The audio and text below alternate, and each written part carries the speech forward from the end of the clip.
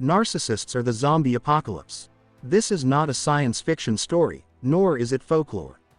It's the year 2024, and almost everyone, in the narcissistic dark matrix, has turned into a narcissist zombie. This video is not necessarily to cause panic, but to help humanity understand the times. The zombies are not coming. They're already here, and have been, for thousands of years. They've cunningly snuck into the human lifestream, and have managed to safely disguise themselves as human beings.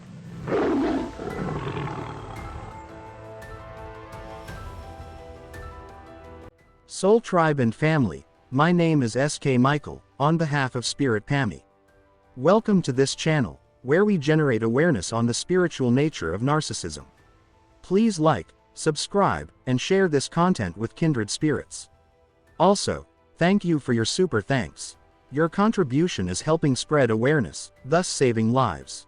Imagine waking up to this narcissist zombie apocalypse in 2024, and suddenly realizing that most people in your life, including blood relatives, friends, your lover, boss, colleagues, your neighbor, your church, your favorite celebrities, and the cashier at the local grocery store, are all zombies. And furthermore, you're realizing that this wasn't an overnight change, but rather, how things have always been, all along. How on earth could the stuff of science fiction and horror movies turn out to be actual reality? Enter narcissists. Narcissists are zombies. They have no soul, and are embodied by evil, non-human entities, also known as demons. Unlike the zombies of Hollywood, the demons inside narcissists use living human hosts, instead of dead ones. Let me explain how a legion of demons take over a human body. The dark forces of life, also known as demons from the lower astral plane, need to occupy human bodies, on a permanent basis, to interact with the physical world. For this to happen, two conditions must first be met. Firstly, the physical atmosphere must be terraformed. The vibrational frequency must be very low. Wars, famine, sickness and death do the job. Secondly, the human bodies they occupy must be soulless, meaning the souls must be dead. And so, to unalive souls, these demonic forces, again, employ wars, famine, sickness and death. And then, add to this, horrendous traumatization of people, severe genetic, social, and spiritual engineering. This causes millions of people to lose their souls. Another thing that can also lead to soul loss is many lifetimes of evil choices. When a person irretrievably loses their soul, this is a soul death. The person is only left with the body and the spirit. Meaning, they are alive and living on the outside, but dead inside. This is when the demons can then come in, to permanently occupy the person's soul, and to raise them back to life, through possession. If these demons didn't possess the soulless person, then the pain of their soul loss would have been so unbearable that it would have swiftly unalived them. And so, these demons conveniently step in, to superficially solve a problem they created in the first place. They step in, not to make narcissists living souls, but rather, to make them, undead souls, aka, zombies. What makes it hard for most people to accept that we're dealing with zombies, or demons, or the living dead, in narcissists, is the fact that unlike zombies and the undead of the movies, narcissists are demons occupying living bodies, instead of dead bodies. Narcissists are living bodies, with no soul. They're also clean, healthy-looking, articulate, charming, and strikingly attractive. When you look at a narcissist, you'll see a fellow human being, someone's child, or mother, or father, or brother, or sister. They'll even have certain traits and quirks about them, that are intrinsic to their particular family, gender, age group, ethnicity, etc. These are naturally wired into the genetic structure of the person, and have nothing to do with their souls. They're not what differentiates a real human being from a dead soul. Empathy and a conscience are the only things that separate real humans from dead souls. To prevent detection and raising of alarms, the demons in the narcissist don't change anything, except the disposition of the soul. Everything remains exactly as it would have been if the person were not possessed, except that there is no empathy, and no conscience. This is because the soul is dead. The host is no longer human, but looks, and acts like a human in every way, except that one tiny part, where they're unbelievably evil, manipulative, and cruel. Soul Tribe, we are living in the end times. The end times means the end of unconsciousness, the end of a long sleep, a time of waking up, also called ascension. The end times are awakening times, for those that are in the Christ school of consciousness, also known as God's children, or the good seed. We are now at the threshold of the limited three-dimensional existence we've been occupying. Just like a nightmare, narcissist zombies are terrorizing humanity, because it's time to wake up, to remember who we are, as the divine human spirit, to awaken Christ within us, and to return to our Christ state, our true home. There are two spiritual realities, or states, that overlap the physical world, and are constantly interacting with it. The first reality or state, is the lower astral plane, where the demons in charge of narcissists live. The second reality or state, is the higher realms, where true angelic beings reside, and where the light of our Christ essence truly shines. These two spiritual realities can only be accessed internally, meaning, one cannot travel to the lower astral plane or to higher realms in a spaceship. When a person is possessed by demons, they are a citizen of the lower astral plane, and when a person is rooted in love, they are a citizen of the higher realms, the Christ state. And so, the zombie apocalypse is the revelation that narcissist zombies have proliferated and terraformed the world into a physical version of the lower astral plane, aka the zombie world. The good news is that this is what Jesus Christ came to save us, God's children, from. Thus, the narcissist zombie apocalypse serves three purposes. 1. To make it impossible for us to remain spiritually asleep in the narcissistic dark matrix, which is the zombie world. 2. To challenge us to heal and integrate, and to transcend evil through discernment, boundaries, and psychic protection. 3. To occupy a higher existence, where we are no longer a match to narcissist zombies. This higher state is also known as the Christ state, and it exists within every child of God. Soul Tribe, ascension is not coming, it's been here for 2,000 years. Jesus Christ opened the door for all of us to ascend. Ascension for our generation means each of us transcending the narcissism confronting us in our personal lives and occupying the Christ state. The Christ state is an inner state of being, where you have finally come home to yourself. It means finally finding rest from within, also known as inner peace. Most people will joke and say, "I found Jesus," but they have no idea what the statement means. It's a state where your joy and fulfillment is no longer determined by external sources, but are generated from within. Joy, peace, fulfillment, love, and connection to life. This are all part of the Christ state, and you need empathy to access them. Let me quickly explain the importance of empathy within this context. Without empathy, you cannot heal any emotional wound. And if you don't heal the emotional wounds you incur, you cannot ascend to love, joy, peace, fulfillment, and connection to life, aka the Christ state. To have empathy, you need to have a soul. Soul Tribe, empathy is the seed of Christ within you. Narcissist zombies, having no soul and no empathy, cannot feel anything apart from the lower frequency states. This numbness make it impossible for them to heal or ascend. Yes, narcissist zombies thrive in a zombie world, but the zombie world is not for God's children. The zombie world is also collapsing, which is another reason why God is ejecting his children. Many of God's children have already left the zombie world and have been exploring the higher states. They've also been healing and integrating. As such, the light of Christ has been shining more in the world. More and more of God's children are becoming happier, at peace from within, and experiencing fulfillment as well as connection to life. Unhealed wounds trap people in the zombie world, particularly abandonment and rejection.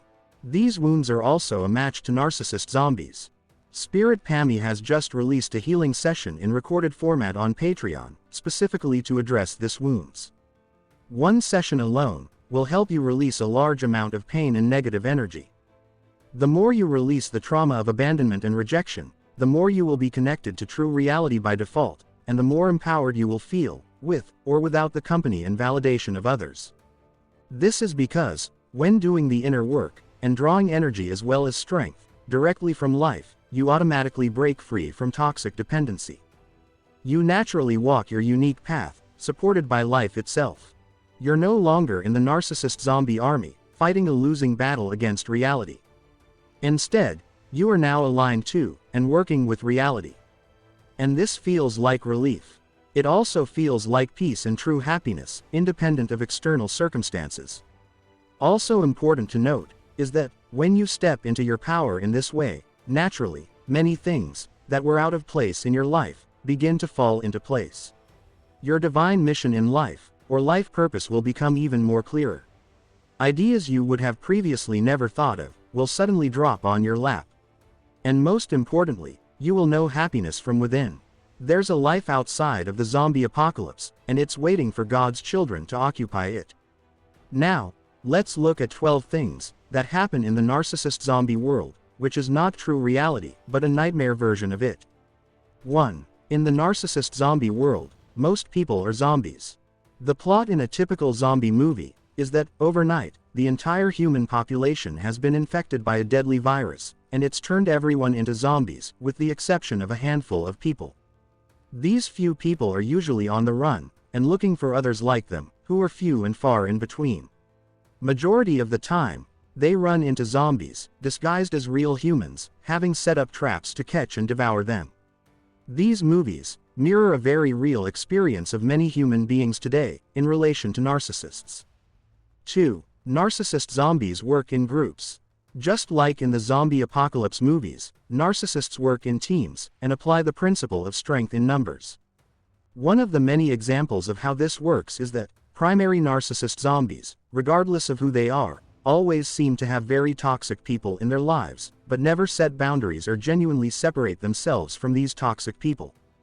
The toxic group of people usually include former, current, as well as prospective romantic partners, the narcissist zombie boss, mother, siblings, or friends. The toxic nature of these relationships is the glue that binds them together, and ensures constant flow of primary, secondary, as well as tertiary narcissistic supply.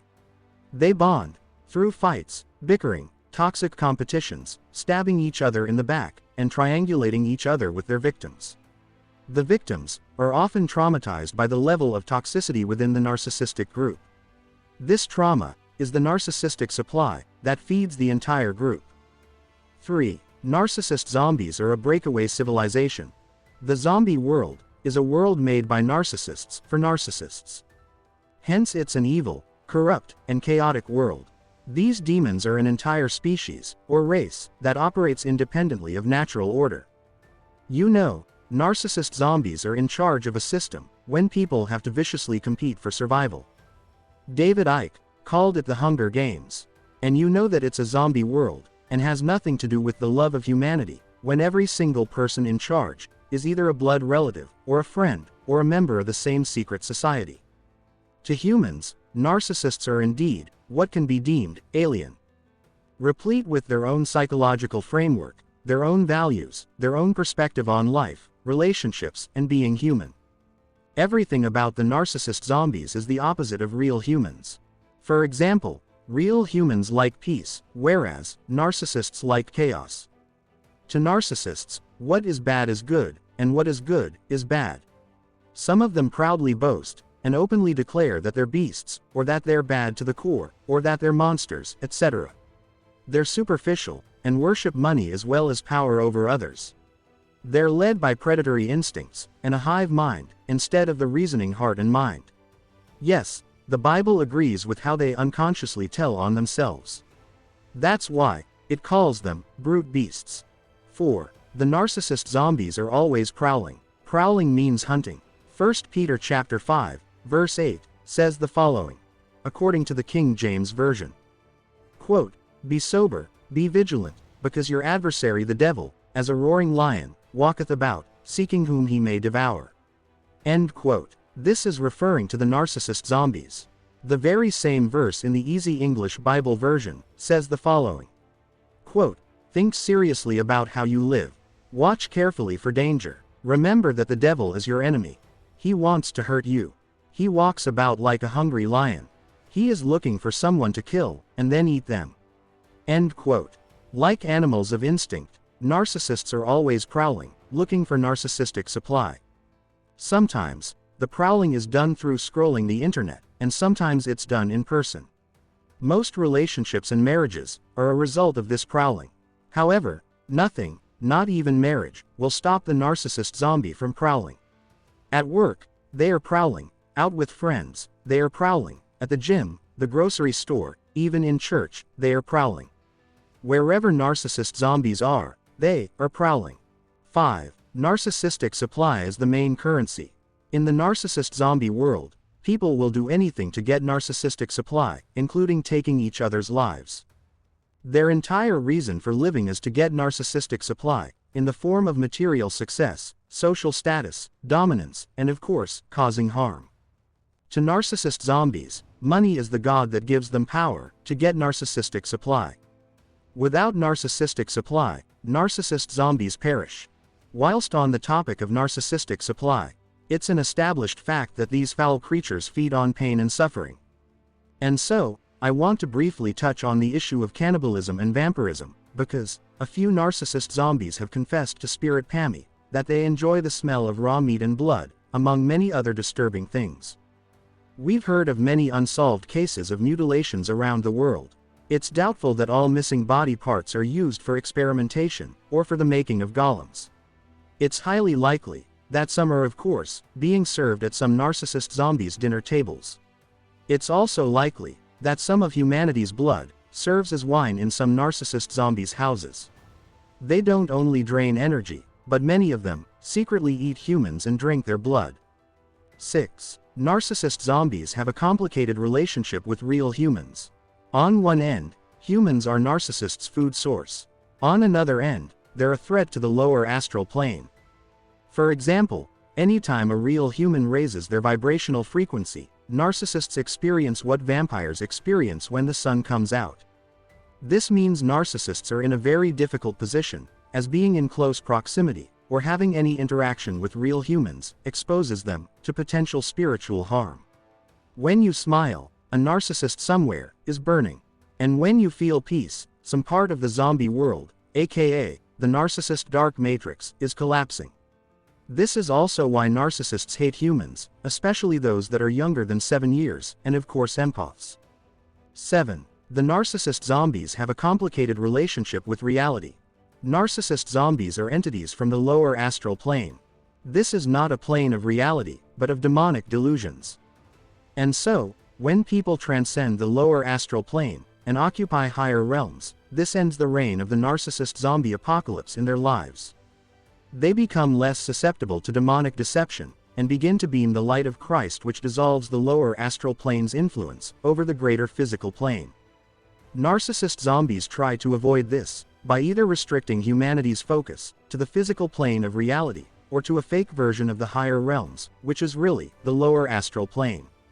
These cunning creatures are constantly manipulating humanity and distorting reality. They assault and bait nature, and when it reacts, often through natural disasters, they use the reaction as evidence that God hates human beings, or that nature is evil. They turn humanity against God by presenting themselves as messengers of light, who always end up unmasked as a demonic narcissist zombie. 8. Narcissist zombies hate God. Ephesians 6 verse 12 says, quote, "For we wrestle not against flesh and blood, but against principalities, against powers, against the rulers of the darkness of this world, against spiritual wickedness in high places." End quote. The rulers of the darkness of this world refers to high-ranking demonic entities of the lower astral plane. The darkness of this world is the lower astral plane. When you interact with narcissists, you're not dealing with humans, you're interacting with demonic spirits wearing a meat suit. It can be confusing, because they can switch this demonic thing on and off. Nonetheless, they're not human, and want nothing to do with God, or goodness, or harmony, or mutual benefit. Narcissist zombies want to be worshipped and revered, because the deranged demons inside them want to replace God in your life. In their reprobate minds, they're convinced that they can outsmart the creator of life.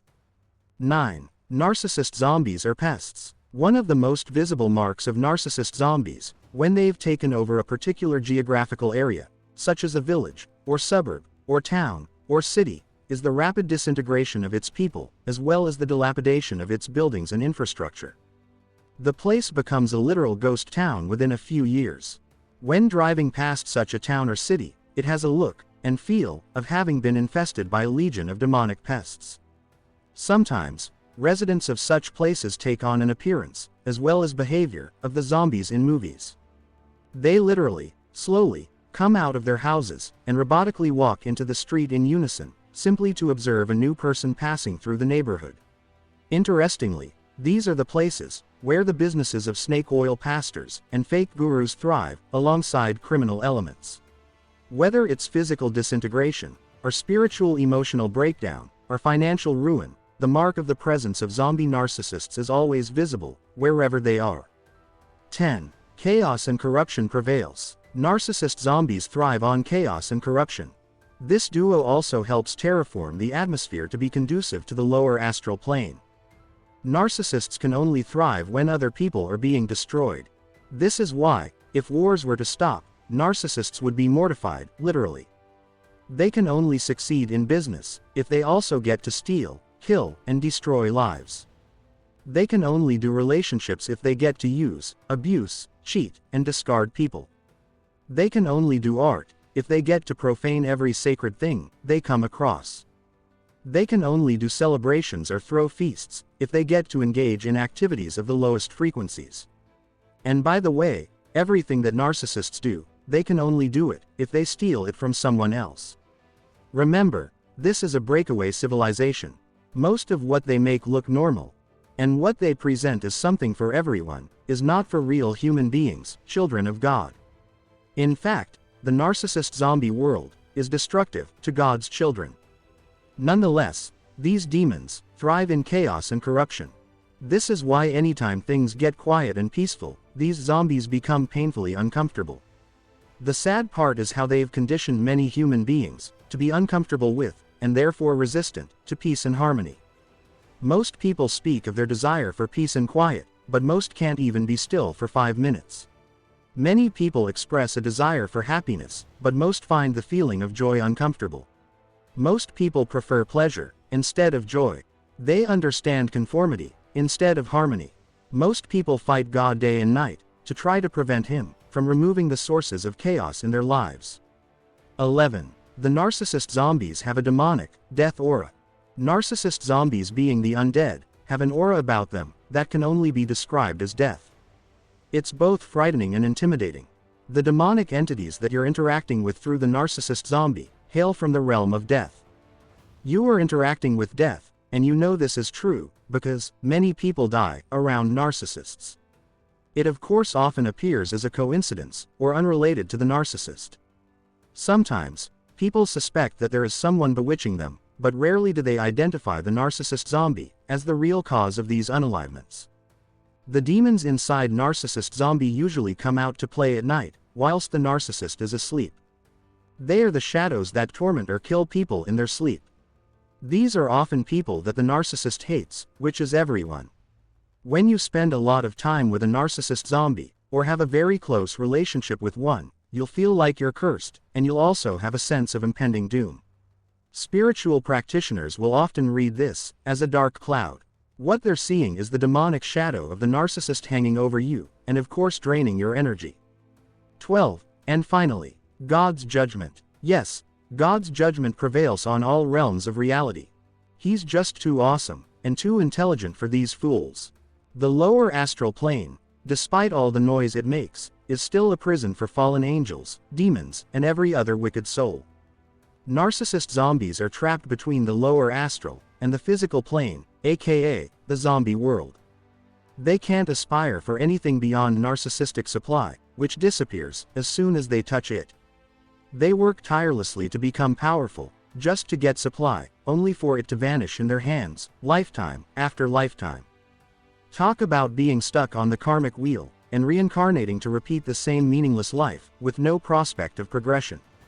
Yes, they'll keep talking about ascension, and spiritualizing, and breaking the glass ceiling, etc.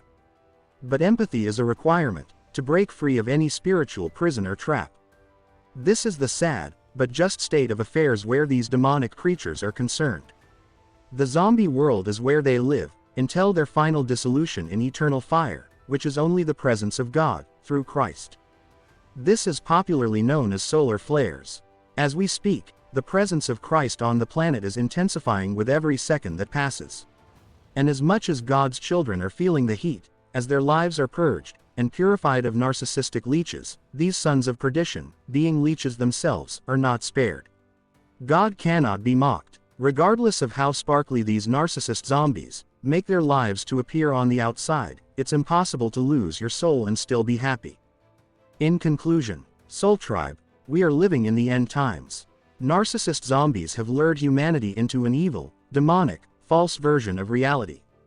The zombie apocalypse is making this fact so impossible to deny, that as children of God, we're left with no choice but to align with our true nature, which is Christ. Christ within all of us is a fortress against mind control and against the all-consuming narcissist zombie apocalypse. There is so much more that can be said about this topic, but this is as far as I can go for today. Thank you for watching. Until next time, Namaste.